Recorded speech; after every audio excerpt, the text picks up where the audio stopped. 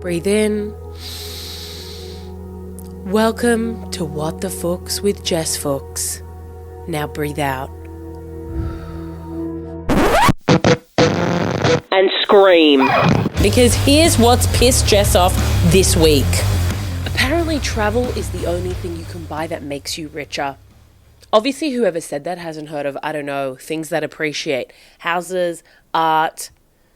That is bullshit. And I think that everyone who's saying, travel is the only thing that can really enrich your soul and make you richer and happier, those people are just trying to convince themselves that all their hard-earned money that they've put down the drain to travel was worth something. The food, the culture, the art they saw, the people they spoke to, that has made them richer. Yes, I am coming in hot today.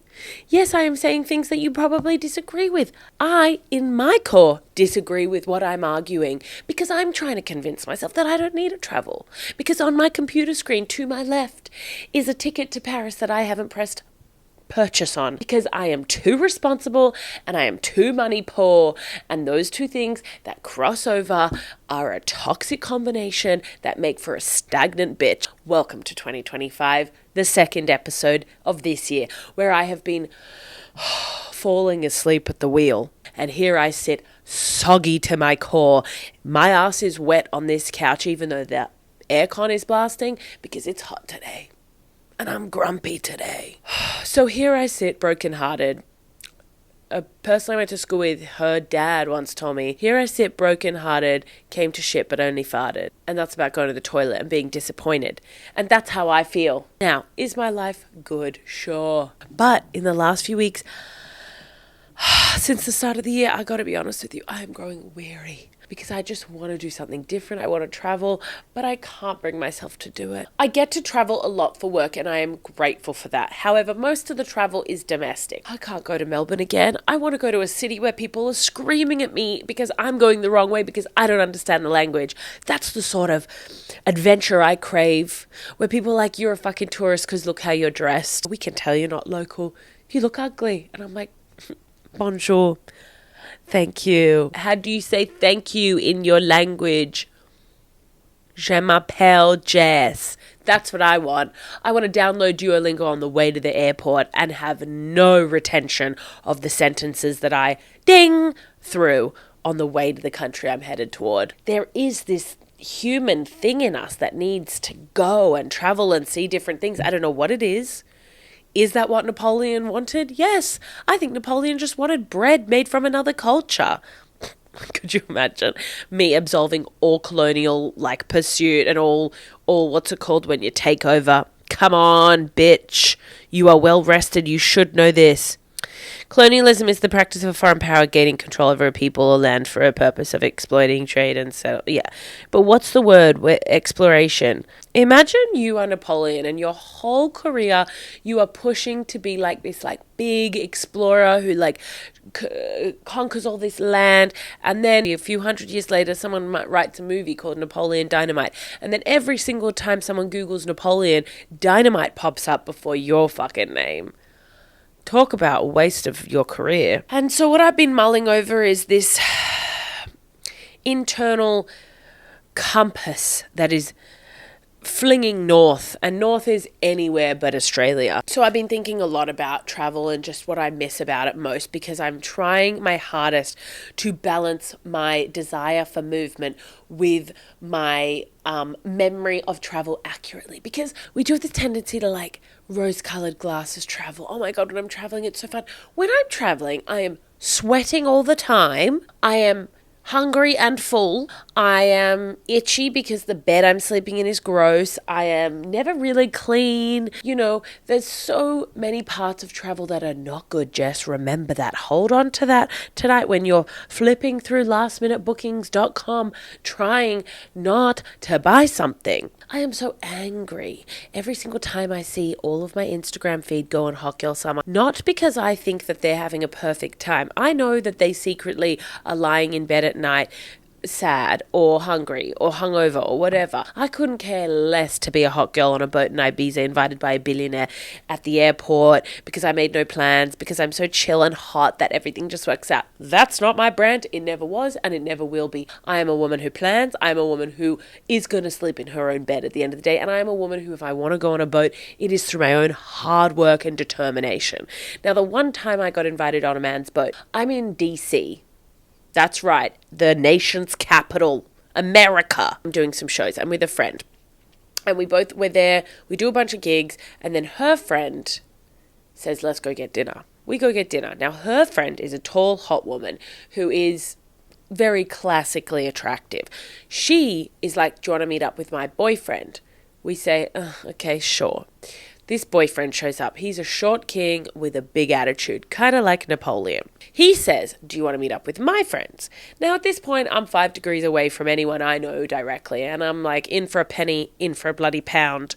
Let's go. We go down to the water, and or it's like a dock. I don't really know what the difference is if the water, I don't know if this body of water connected to an ocean or if it was a lake. I don't know enough about America. I don't know enough about geography. I don't know enough about lakes. I don't know enough about my own experience. Once I've decided I'm doing something, I'm not really fussed about the details around it.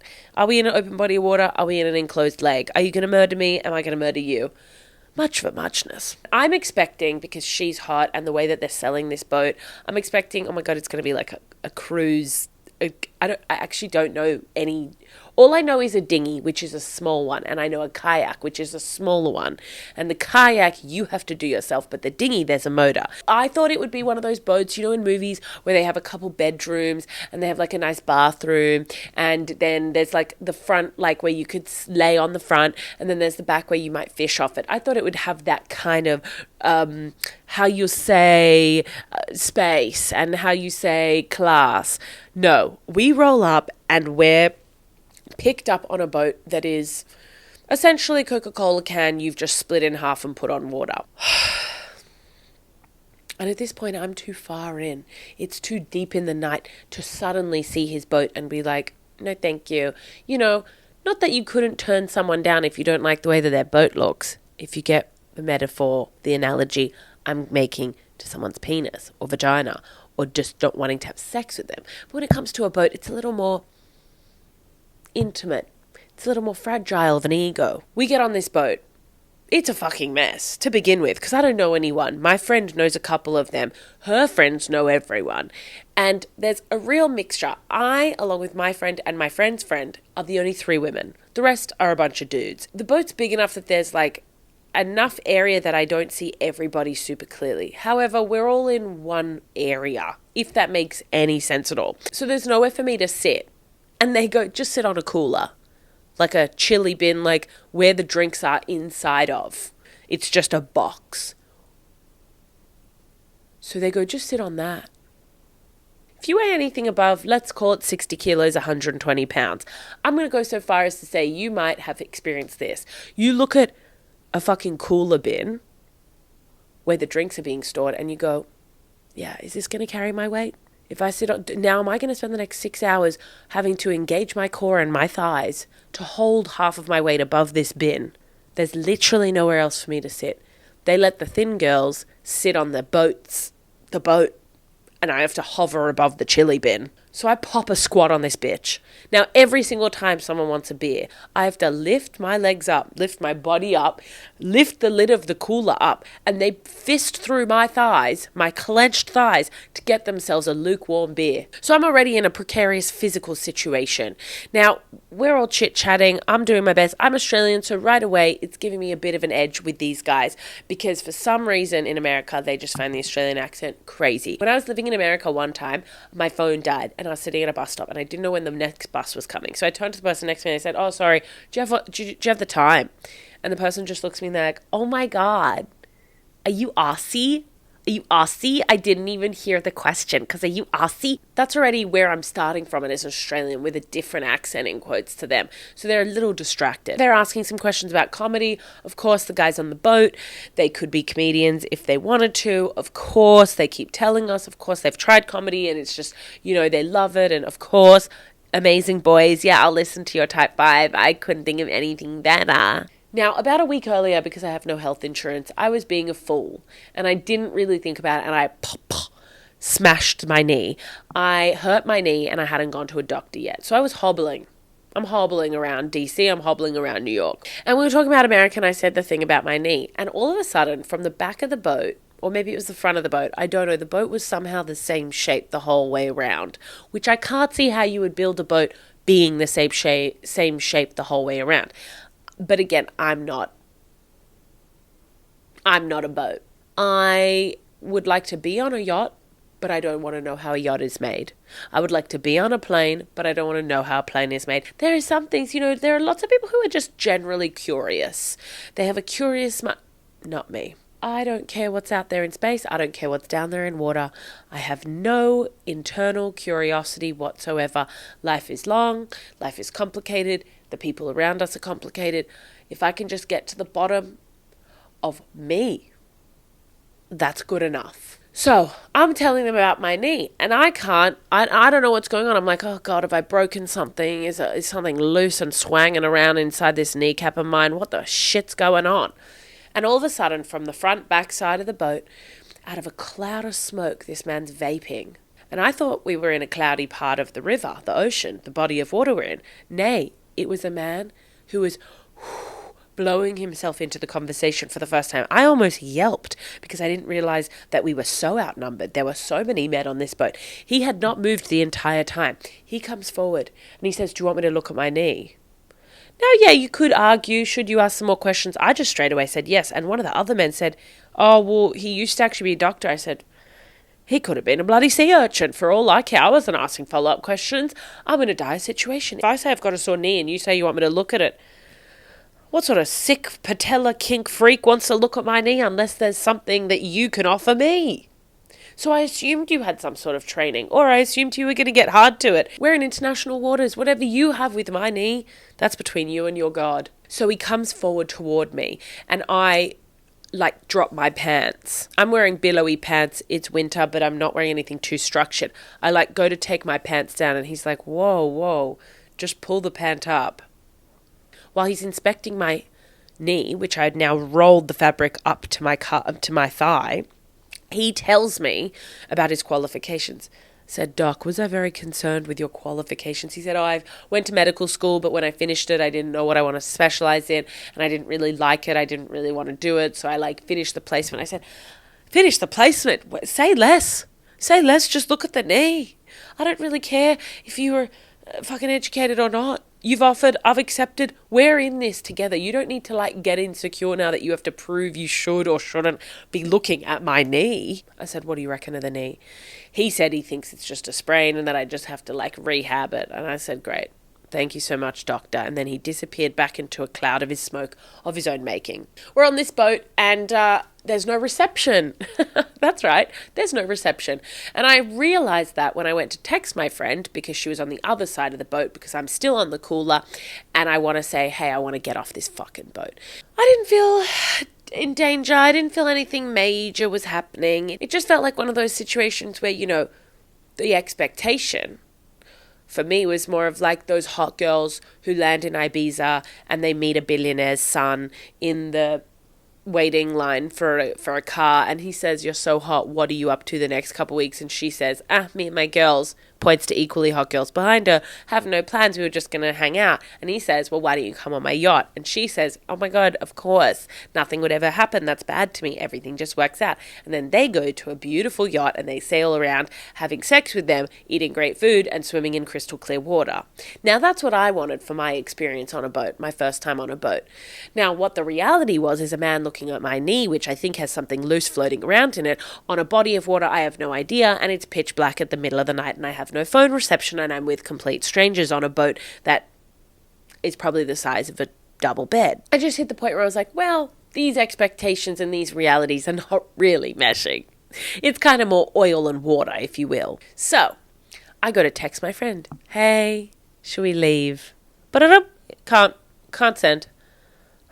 Okay. We're in the middle of some water that I haven't warned anyone about. I have no Find My Friends or Find My iPhone on this phone.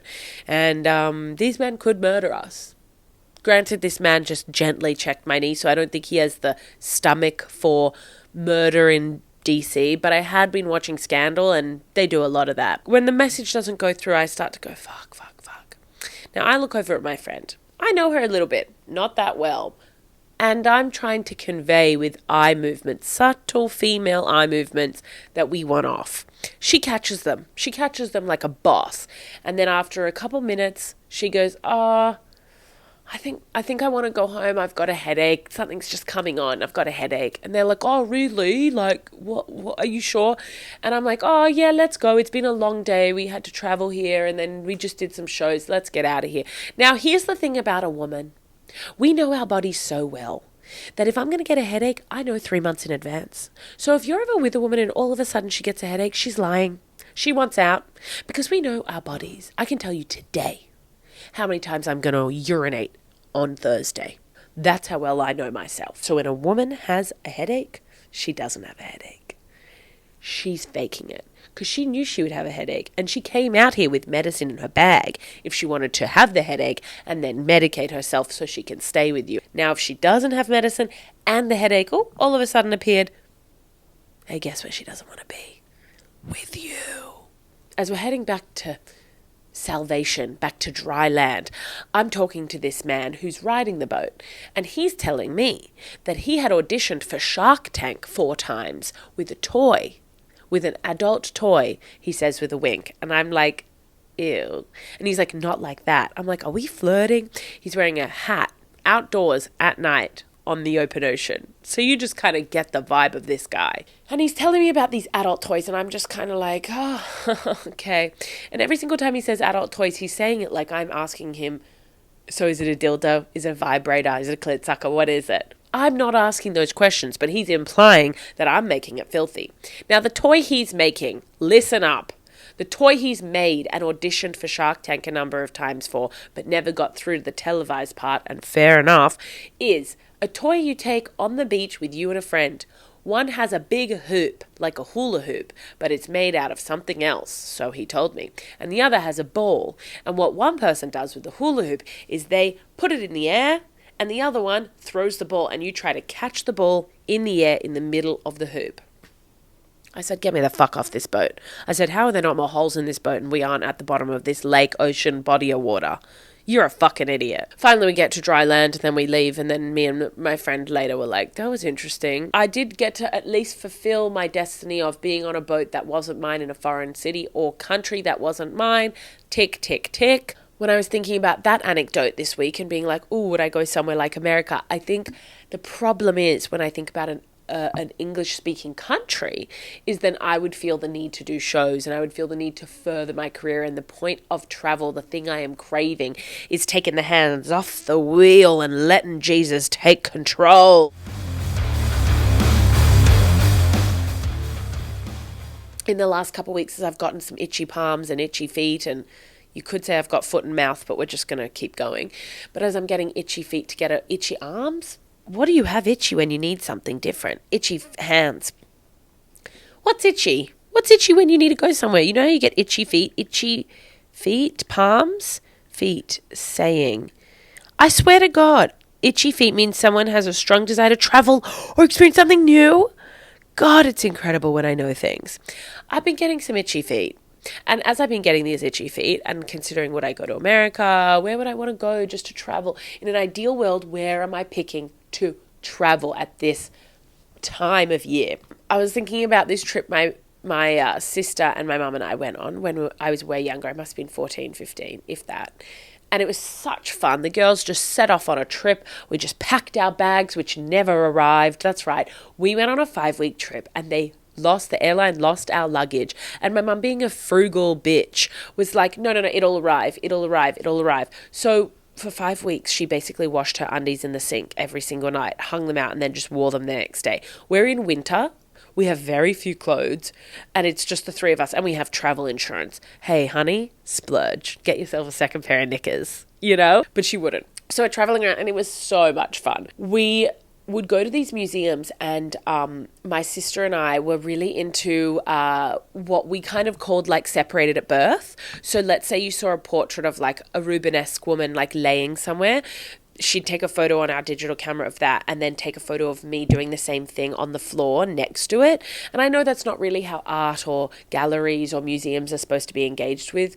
Consider us incredibly inappropriate, but that's what we did. So if we saw like a marble statue of a monk with the head over it like this, praying, hands crossed in front of him, you would take a photo of that and then do a quick reveal of me standing next to with my winter coat up above my head and my hands crossed over my body. Now, interestingly, on one of the days we went out and about and we saw graffiti on the wall. On the wall was a artwork, a stunning artwork of a brown eye, a literal eye socket with the eyeball in it. I describe it differently because if you don't know, there's also a thing called a brown eye, which is your asshole. So when we see this brown eye on a beautiful wall somewhere in Europe, we obviously see an opportunity to show our brown eye, to show we are separated at birth. Now, our parents blessed us with beautiful green brown eyes, so what were we left to do to show a separated at birth moment except show our asshole? We were out in public, so we knew we have a little bit of decorum, not too much, but just enough to get by. Later that night, we're in our hotel room, and my mum's showering and washing her undies for the fifth time on the trip because we were a week in. And now, I don't remember if I bend over or my sister bends over, but we take a photo of one of our brown eyes. My mum gets out of the shower and we show her and she's like, "That's not funny. Delete that. That's not funny." Which, good on the woman. She stopped us sending essentially nudes. We were making child pornography when we didn't even know that was a thing yet. We were traveling when I was 15, so this is a good 15 years ago. Now, yeah, we would have had Blackberries, but I don't think this was at the time. We wouldn't have had maps on our phone. And we were just three young girls traveling through Europe, just the girls together having the best time. Problem is, though, my mum, when it gets dark outside, she gets extra scared inside, and inside I mean her head.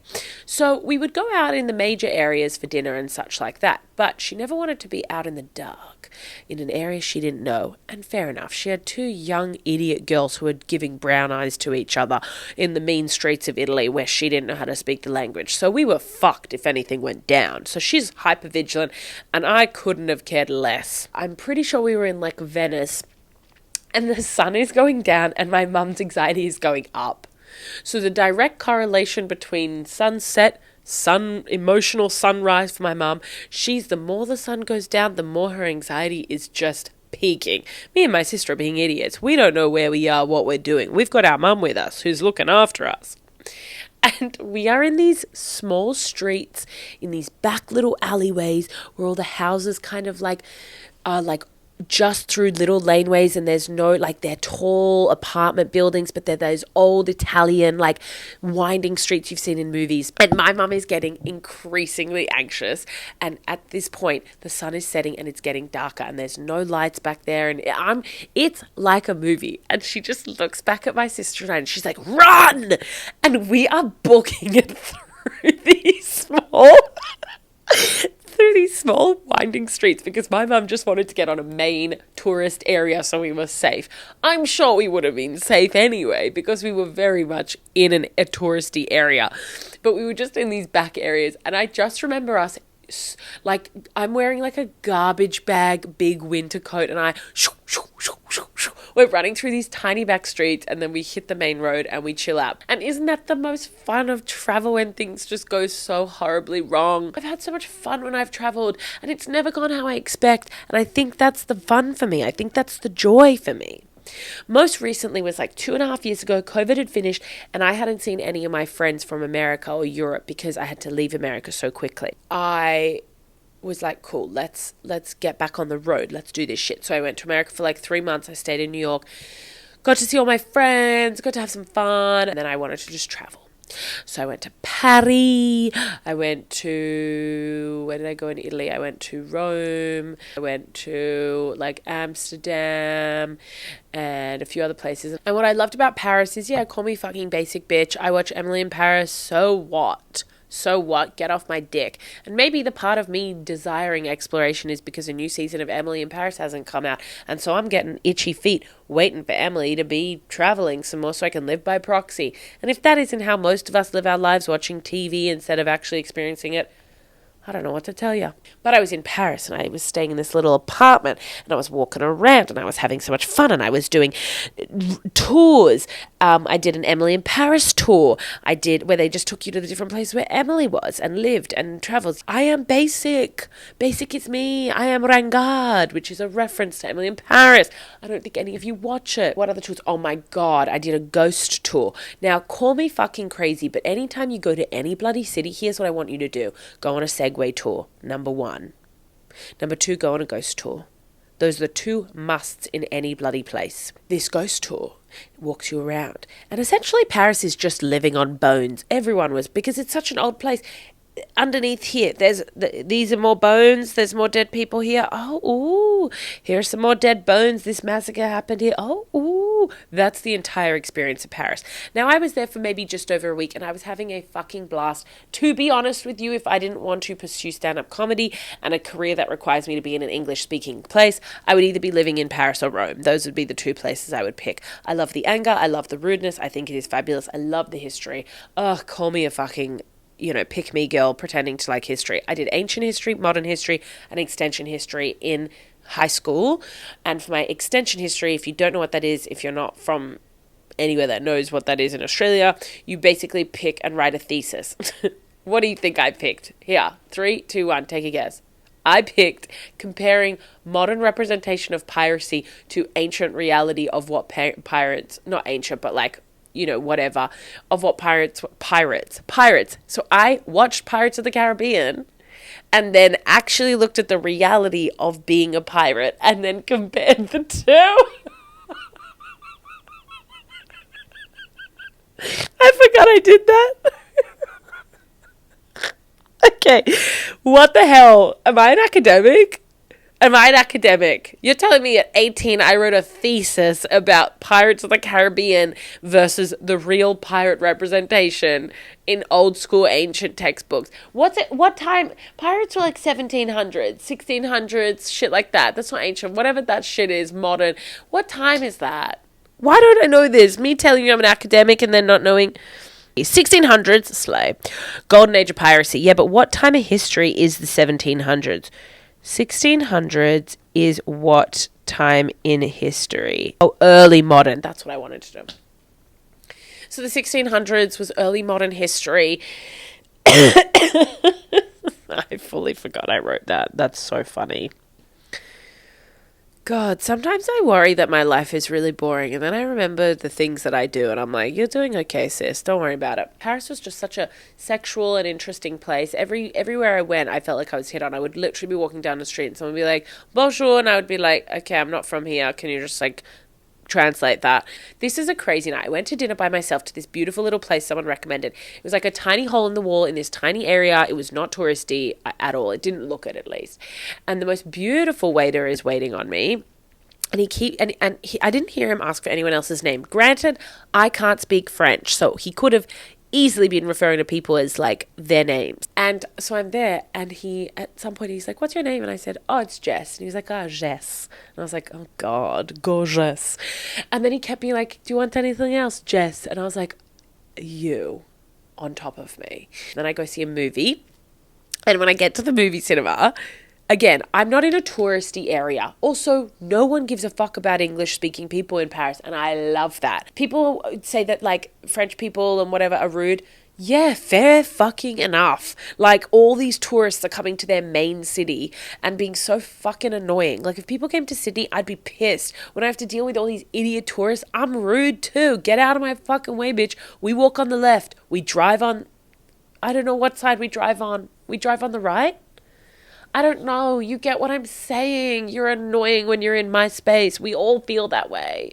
Anyone who has the patience to be nice to tourists has not enough going on in their city or life. So I go to this movie cinema and I'm in like truly a small like local area where they are kind of like, hello, can we help you? And I was like, hi, a ticket to that one, please. Because they didn't have those like boards where you could buy it yourself. And even if they did, it's not in English. The man is like, he's like young, and he's like, it's in French, no subtitles. And I was like, yeah, that's okay. Because it's a rom-com. It said rom-com or something. I said romance. How hard can that be? You know who's fucking. It's pretty clear and simple. The guy's like, no, like, no subtitles, no English, like, are you sure? And I was like, it'll be fine, because I can't speak a lick of French. And it's not even like I was trying the conversation. Maybe he's like, oh, maybe she's learning and this is her approach. So I literally was like, nope, it's fine. One ticket, please. Por favor. S'il vous plaît. And I'm sitting in the movie cinema. It's a Friday night, so there's a lot of couples around. Everyone's kind of canoodling. I'm sitting on my own, and I can't tell what's happening in this movie. And there are tons of moments where da on screen, and I'm like, looking around. This is good. Yes, this is good. Yes, this is fun. Me looking around trying to make friends in the middle of a quiet cinema. And the movie's going on, and I'm like, okay, so that's her brother and her and she, and their parents died, and then now they're cleaning out a house. They keep cleaning out a house. And then there's a son, and the son seems quite comfortable with the man. And then there's another man who's maybe the son's someone else, and maybe this, and then the girl, the protagonist, and then her brother, and they're getting along well. They keep having some phone calls where they're fighting, and then but they're helping clean out the mother's house, and then the son is hanging out with the neighbor, and then the brother and the sister, they kiss. And so I've really missed a lot, because when the brother and the sister kiss, I'm like, okay, I know that French are quite sexually explicit and kind of sexual erotic people stereotypically, but this is not really kosher. Like, I don't really know why the brother and the sister are kissing. And so it turns out I made a real mistake in understanding the dynamics in the movie. So I don't really know what happened. And then I walked home, and then I walked through these night markets, and then this man was like, bonjour. And I was like, bonjour, ça va? And then he walked with me for a while, and he asked me if I want to go with him to the Louvre at night. And I said, I don't think I want to be sexually assaulted outside of the Louvre. Thank you so much. And then I went back to my apartment, and I said, that's a perfect day. And I said, that is a perfect day. Tell me a more perfect day. If you show me a more perfect day, I will show you that day in my life. Does travel make you more rich? No, but it is a fun yes. God, I've just talked myself in wanting to travel. I was hoping I would talk myself out of it by remembering all these insane, weird things that had happened. But now all I want is for you guys to just each give me $5, and then I'll have about $100, because there's not many of you listening. I just want to pack a bag and put beautiful winter clothes in a bag and just go travel. Fuck. This episode has really failed me. I was really hoping I would remember all the times I was sweaty and gross and had no money and had to argue with people and was hungry. But instead, I've convinced myself that I have to go somewhere. Fuck, I'm going to have to buy a ticket somewhere. Fuck. Where are you guys traveling this year? Comment, leave comments. I need to also do more call to action, which is like how the sausage is made, and tell you guys to like leave comments places and whatever, because sometimes these really random incel guys get my content on their YouTube page, and then they leave weird comments that are really mean. And there's some of you are listening to this, so please leave a goddamn comment. Comment where you want to travel to. Comment where you think I should travel to. Just leave a fucking comment, please, God. All right, I've got to go. Thank you for listening. Fuck, am I about to book a trip? No, stop it. Love you, bye. Fuck, should I? Fuck.